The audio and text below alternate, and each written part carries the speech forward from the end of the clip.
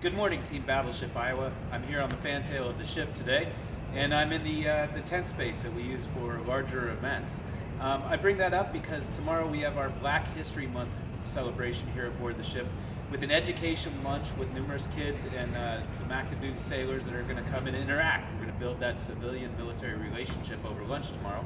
And then at night we have a public event, which is a screening of Invisible Warriors, as well as the producer and director of that film, with panelists that we get to talk about some of the commonalities that reflect back to World War II and even today, and those that serve. So I invite you to come down and join us. We only have a couple more hours for tickets to be available, but if you are interested, we may have some additional tickets, and you're welcome to call or email our development team at development@labattleship.com, and they'll help you out on that. One of the issues I want to address is today, if you're watching the stock market, you may have seen it drop about 900 plus points. That's a coronavirus effect. You may see a lot of it in the news, and some of the tour travel effect on it, especially with the cruise ships, Princess Cruises, in the Japan market, as well as some of the after effects here across the United States.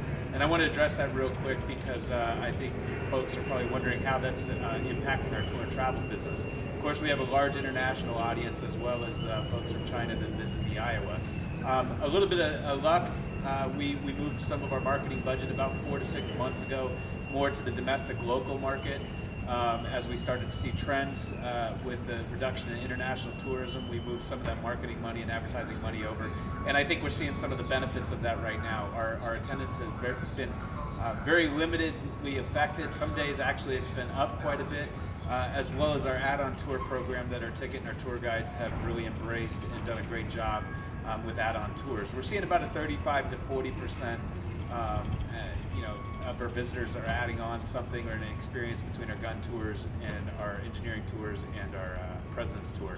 This and Lost at Sea, of course, and the flight simulator. So this has been a great effect, and we're seeing really limited impact by the coronavirus and the tour and travel market. But I wanted to make sure that we address that for those of you that may be interested in. I also want to talk about some of the partnerships. This past week, we had a chairman's reception aboard the ship. We do this once a month with our chairman, Rear Admiral Mike Shatinsky, USN retired. And we bring people down, some of our greatest supporters and donors, to dine in the captain's cabin and talk about where we're going with the National Museum of the Surface Navy and our core pillars of education, veterans, and community. That gives us an opportunity to forge relationships. Last week we started a great relationship that we're going to build on from here for our P2P, or our peer-to-peer plank owner program. That will go public sometime in June. You're welcome to play with that system right now and become a plank owner at surfacenavymuseum.org, but please keep in mind it's still in beta, it's still in testing, and they're still adding features and design features.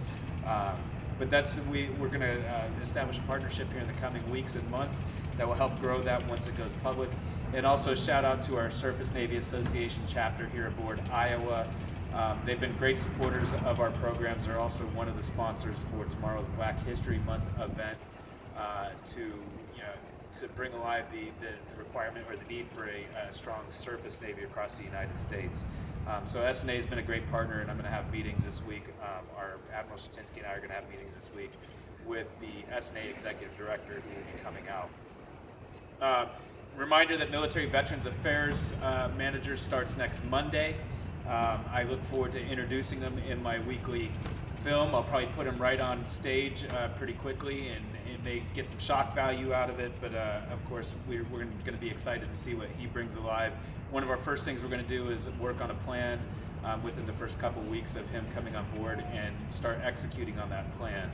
Of course, that would not be possible, the MVA and the Veterans Reintegration Center, without partnerships and generous supporters, which include folks like Reboot, our partner in Employment Veterans Transition Services, Johnny Carson Foundation that helped fund it, Phillips 66, who also helped fund the program, and Timken Bearing, which is funding some of the modifications that are going on in the veterans reintegration space as we speak. Big shout out to our crew, especially Greg Gardnett, who've been doing work on the new office that will be used by the NVA team. So that once again starts next Monday. I look forward to introducing the new manager and having you interact with him. We're also in the midst of working on a food option on board. We've got some great ideas and some potential folks and partners to help put that together.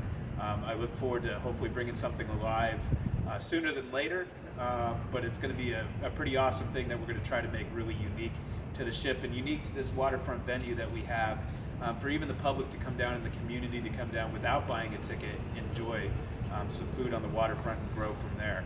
I know one of my executive assistants, sorry, you can hear the 1MC announcement for the President's Tour, but my executive assistant, Larry Olson, has been working on an alcohol beverage control license as well, to be able to pick up a beer and wine license. Hopefully in the next year or two. We still have some negotiations to go regarding our permit and our lease.